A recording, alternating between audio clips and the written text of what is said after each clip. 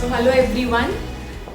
We have already dealt with, say, the basic accounting terms, what is accounting, the basic accounting principles. Now let us proceed ahead with some practical part of accountancy besides the theoretical one which we have already discussed. So bachcho, before we move ahead to the accounting equation as to how do we deal with the sums of accounting equation, let us first recognize transaction when the transaction is recognized to be the cash transaction and when the transaction is recognized to be the credit transaction. So with few examples, let us clarify the recognition of cash transaction and credit transaction. So here we go. So if, for example, I say Kabir sold goods to Nancy for rupees 50,000 for cash. So as this transaction contains the word cash, I am sure you are clear with it कि ma'am ये तो हो जाएगा हमारा cash transaction. Okay, considering you all are clear with the first one. ठीक है ma'am, ये तो अच्छे से आता है, कुछ नया बताओ. So let us talk about the second one. Kabir sold goods to Nancy for rupees 50,000 on credit. तो मैम ये भी सीधा बता दिया है क्रेडिट पे, तो मैम ये भी हमको पता है, so obviously it's going to be the credit transaction. ठीक है ma'am, we are clear with this. If it is so easy to recognize cash and credit, ma'am we are already clear about it. So let us proceed ahead with the next transaction and let us see how much you'll be able to crack it. So here we go. Kabir sold goods for rupees 50,000 for cash. तो ma'am ये भी simple है, ma'am for cash बोल दिया तो हमको clearly पता है कि मैम ये हो जाएगा cash transaction. Fair enough. Let us proceed ahead to the next one. Kabir sold goods for rupees 50,000. That's it. Kabir sold goods for rupees 50,000. So ma'am कुछ भी नहीं बोला है कैश या क्रेडिट. तो बच्चों अगर कुछ भी नहीं बोला है तो remember you have to consider it to be the cash transaction. अगर कुछ भी नहीं बोला है तो you consider it to be cash transaction. Next. Kabir sold goods for rupees 50,000 to Nancy. So what do you say ma'am? यहाँ पर भी कुछ भी नहीं बोला है कैश ट्रांजैक्शन के credit transaction. But ma'am let me specify and highlight, यहाँ पर name of the person to whom the goods are sold is given. तो बच्चों it is going to be the credit transaction. It will be considered and recognized as credit transaction. So बच्चों now let me just summarize to all of you and make clear. अगर specifically for cash बोला है it is going to be cash transaction. Specifically they have mentioned on credit, so it is going to be credit transaction.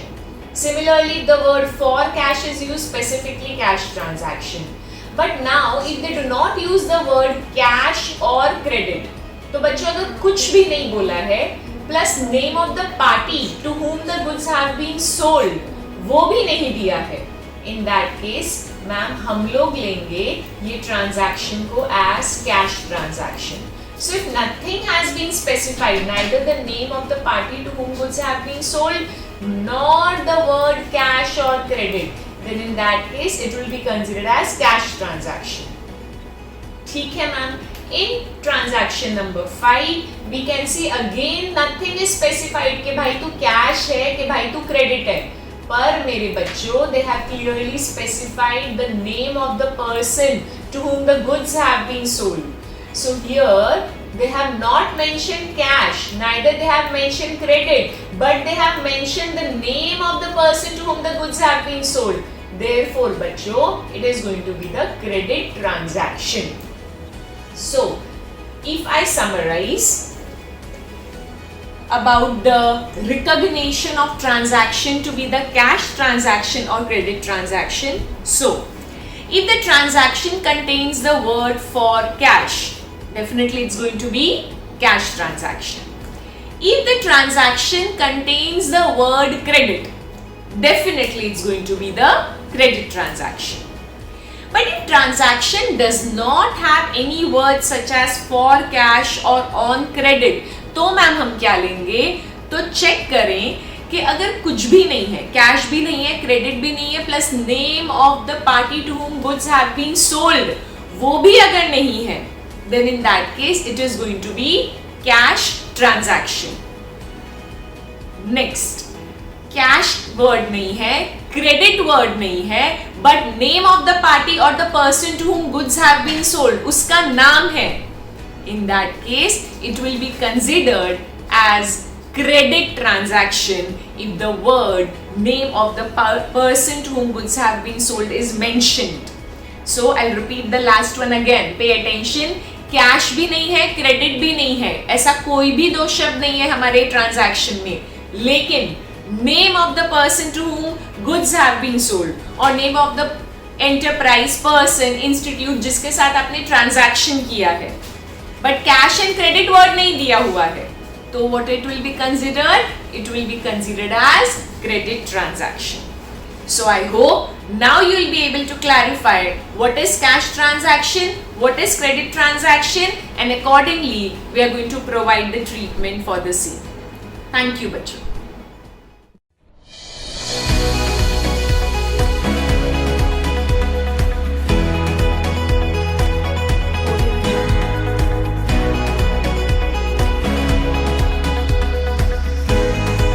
Accounting principles देखे तो हमको एक बात बहुत अच्छे से क्लियर हुई about assets, capital and liability.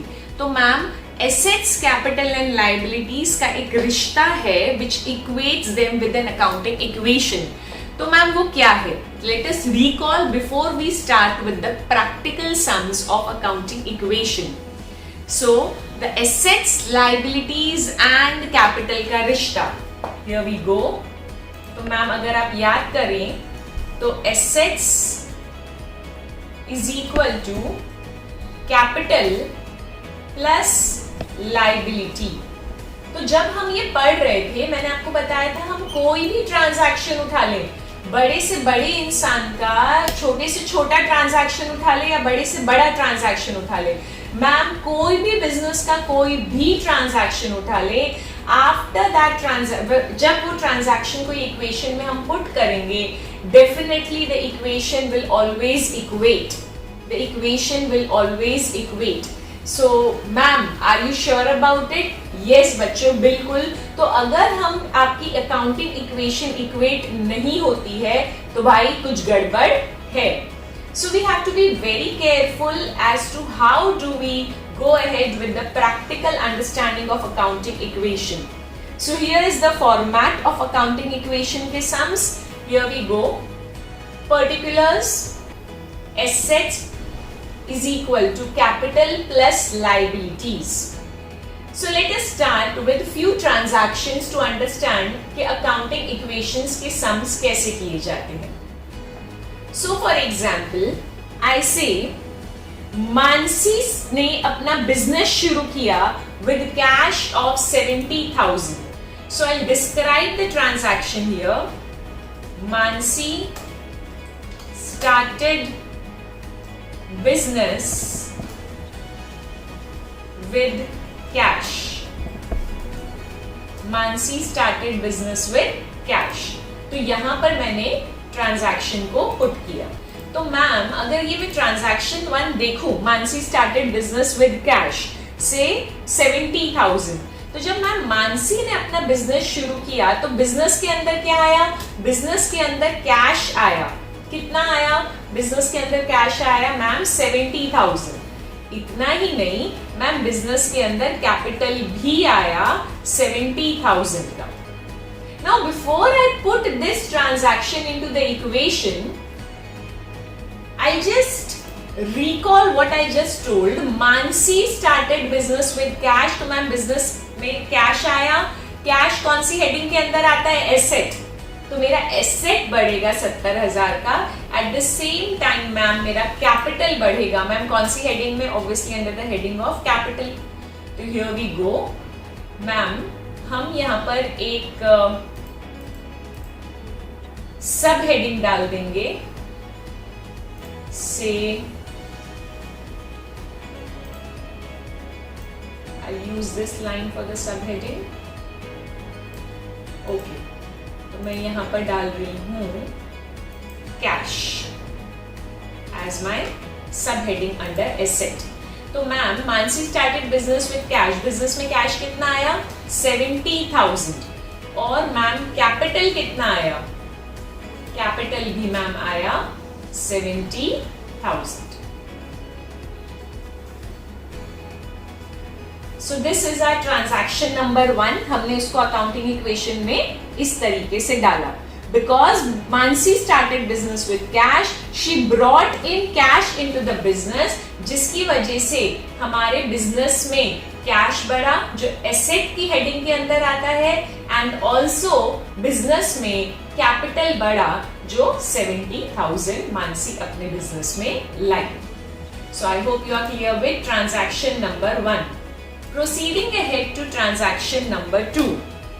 So transaction number 2 says Mansi ने गुड्स परचेज किए ऑन क्रेडिट। सो मानसी, या फिर मैं लिखती हूं परचेज्ड गुड्स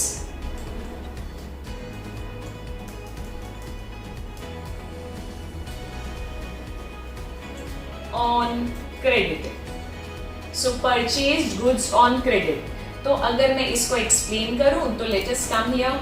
तो मैम मानसी ने जब क्रेडिट पे गुड्स परचेज करे, तो एक तो गुड्स बिजनेस में आए, गुड्स बोल दो या स्टॉक बोल दो, गुड्स बिजनेस में आए, कौन सी हेडिंग में? एसेट्स में। ठीक है, कितने के आए मैम आप बताइए, कितने के खरीदे? तो लेट अस से 18,000 में खरीदे।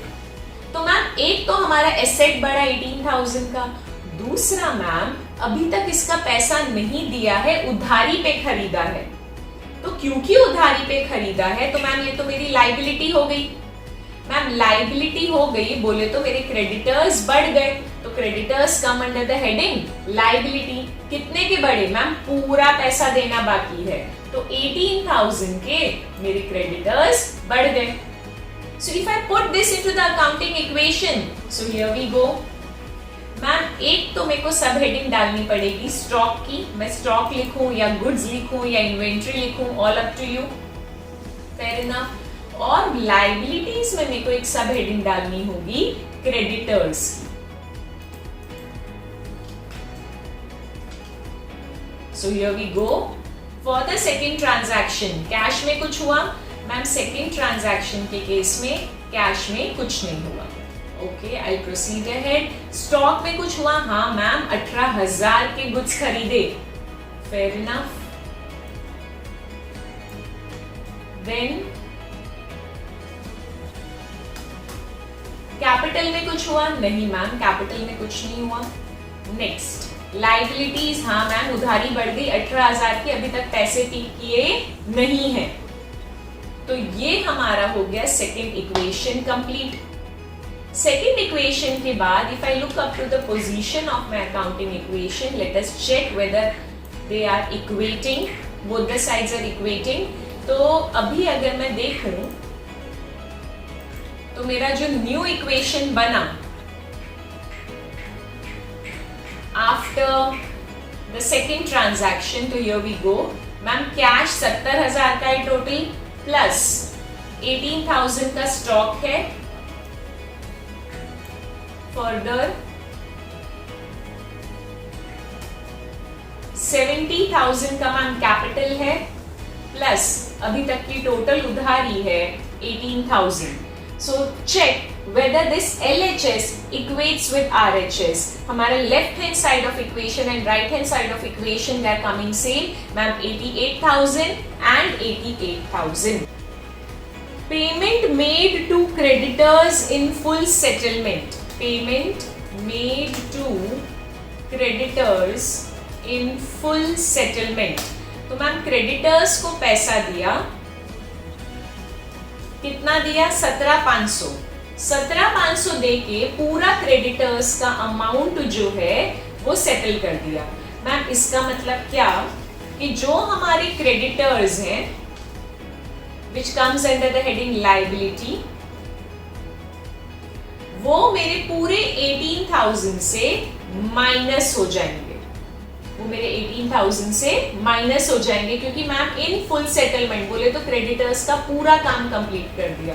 पर कैश हमने कितना दिया जो एसेट की हेडिंग में आएगा? कैश मेरा कितना कम हुआ बिजनेस में से? 17,500. तो मैम 17,500 देके हमने 18,000 के क्रेडिटर्स को सेटल कर दिया. हाँ, इसका मतलब आपको फायदा कितना हुआ? 500 रुपए का. तो ये जो आपको फायदा हुआ ये हम कैपिटल में प्लस कर देंगे. सो टू रिमाइंड यू, कोई भी इनकम कोई भी फायदा हमारे अकाउंटिंग इक्वेशन में हम कैपिटल में ऐड कर देंगे because any revenue any income increases the capital. Therefore, let us put it into the equation. So third transaction is payment to creditors. तो मैम कैश कितना गया? कैश हमारा गया 17,500. नेक्स्ट मैम स्टॉक में कुछ फर्क पड़ा? स्टॉक में कुछ फर्क नहीं पड़ा. Next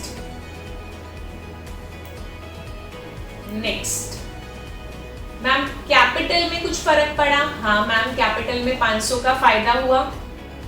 perfect. And what about creditors? Ma'am पूरे क्रेडिटर्स गए, 18,000 के पूरे क्रेडिटर्स को हमने सेटल कर दिया as the word in full settlement was specified in the transaction. तो मैम अब हम न्यू इक्वेशन अगर देखें after the third transaction, here we go.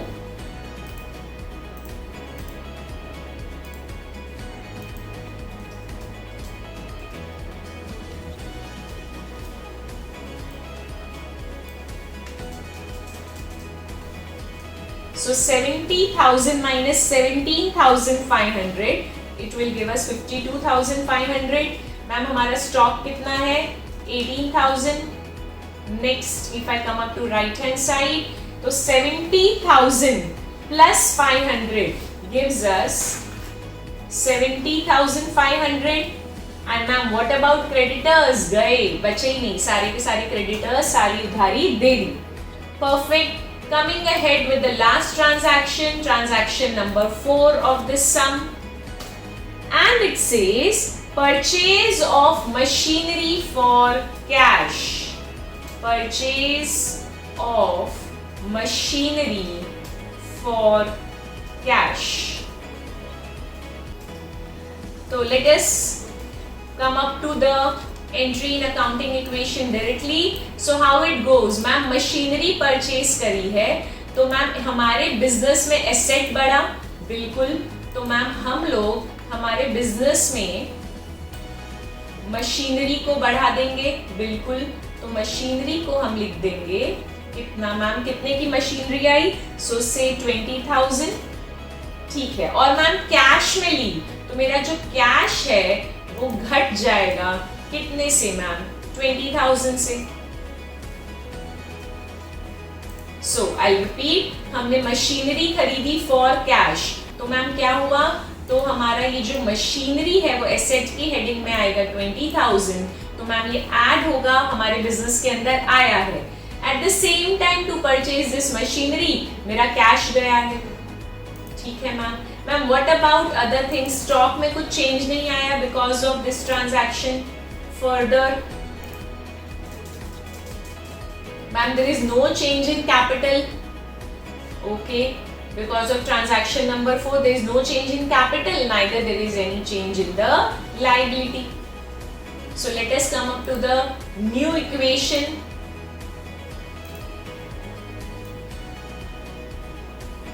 So here we go.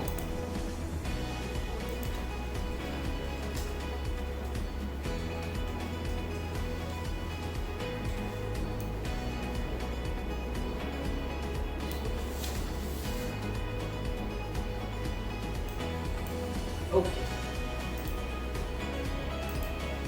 So new equation 52,500 minus 20,000 gives you 32,500 plus हमारा stock कितना है 18,000 plus अभी जो मशीनरी आई वो कितनी है 20,000. Perfect. Let us proceed ahead to the right hand side of our equation is equal to भाई हमारा कैपिटल कितना है 70,500. परफेक्ट. लायबिलिटी तो ma'am 0.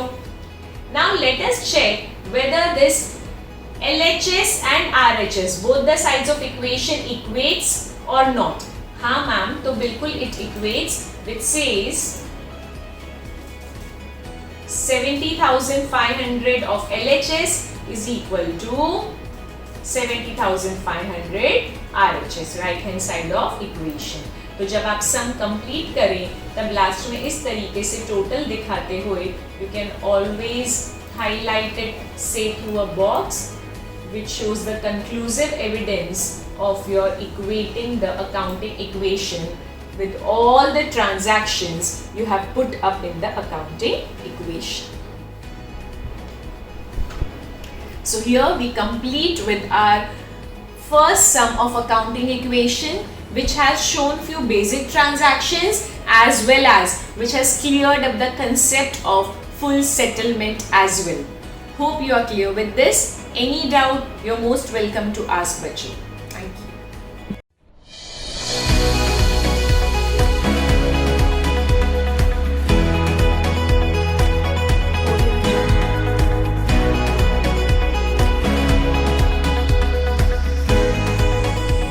Let us practice one more sum for the better clarity of accounting equation. So let us go. Here we are with it. So let us discuss the sum for accounting equation. Okay. तो ये हमारा accounting equation है assets is equal to capital plus liability. Ma'am जैसे हमने पहले सम में देखा था इस तरीके का हम फॉर्मेट बना लेंगे and we'll put up the subheadings as per the transaction. So for example, the transaction number 1 says commenced business with cash. तो मैम क्या इफेक्ट होगा कैश जो हमारे एसेट की हेडिंग में आता है, एक हमारा कैश बढ़ा बिजनेस में और दूसरा हमारा कैपिटल बढ़ा. सो transaction number 1 commenced business with cash 60,000, एक हमारा कैश बढ़ा और एक हमारा कैपिटल बढ़ा. Transaction number 2 paid rent in advance, हमने 500 रुपए एडवांस में रेंट पे कर दिया. तो मैम जो 500 रुपए कैश गया वो प्लस क्योंकि हमने एडवांस में पे कर दिया है, अगले महीने का अभी से पे कर दिया है, it results into prepaid rent which is nothing but an asset. Therefore asset की हेडिंग में प्रीपेड रेंट में हमने 500 लिख दिया. So after this second transaction, if we find out our equation, it comes to 60,000 minus 500, 59,500. Prepaid rent 500. This is one side of the equation. The right hand side of the equation says, ma'am, हमारा 60,000 capital था तो वही का वही रहा. Proceeding ahead with transaction number 3. Purchased goods for cash 30,000 and credit. मतलब बच्चों goods खरीदे बिजनेस ने पर कैश में खरीदा 30,000 और जो देना बाकी है उधारी पे वो है 20,000. तो मेरे पास गुड्स कितने के आए मैम, स्टॉक या गुड्स या inventory which is part of the asset. तो मेरे पास गुड्स टोटल आए 50,000 के, जिसमें से 30,000 मैंने कैश भर दिया तो मैंने कैश में से 30,000 माइनस कर दिया और बाकी का 20,000 मैंने उधारी पे खरीदा। तो ये जो क्रेडिटर्स है, मेरी उधारी है, लायबिलिटी के हेडिंग में मैंने एक सब हेडिंग लिखी क्रेडिटर्स और मैंने 20,000 उधारी यहाँ पे लिख दी। सो आई रिपीट, टोटल गुड्स कितने के खरीदे? 50,000 के, जिसमें से 30,000 कैश भर दिया, तो कैश में से माइनस, और 20,000 भरना बाकी है, तो मेरी लायबिलिटी क्रेडिटर्स की हेडिंग में आ जाएगा 20,000। नेक्स्ट, अगर मैं अब न्यू इक्वेशन देखूं तो 59,500 माइनस 30,000 गिव्स मी 29,500। ये 500 का 500, मैम ये 50,000, ये 60,000, ये 20,000। Proceeding ahead to transaction number 4. Sold goods. If I speak the exact transaction number 4, it says sold goods for cash. Ma'am 20,000 के गुड्स थे, उसको हमने 30,000 में बेचे। तो मैम कितने के गुड्स गए? तो मैंने स्टॉक में से 20,000 के गुड्स माइनस कर दिए कि 20,000 के गुड्स गए, पर कितने में बेचे? कैश में बेचा। कितना पैसा आया? 30,000। मतलब 20,000 के गुड्स आपने 30 में बेचे, तो आप लोगों का जो कैश है वो 30,000 आ गया। 30,000 आपको कैश मिल गया। तो मैम 20 के गुड्स जब हमने 30 में बेचे तो 10,000 का फायदा हुआ, जो हमारे कैपिटल में ऐड हो जाएगा। सो आई रिपीट ट्रांजैक्शन नंबर 4। 20,000 के गुड्स गए, तो मेरा स्टॉक में से माइनस हो गया। कितने में बेचे? 30,000 में, तो मेरे पास कैश आ गया 30,000, और जो फायदा है 10,000 का वो हमने कैपिटल में ऐड कर दिया, क्योंकि सारे फायदे हमारे कैपिटल को बढ़ाते हैं।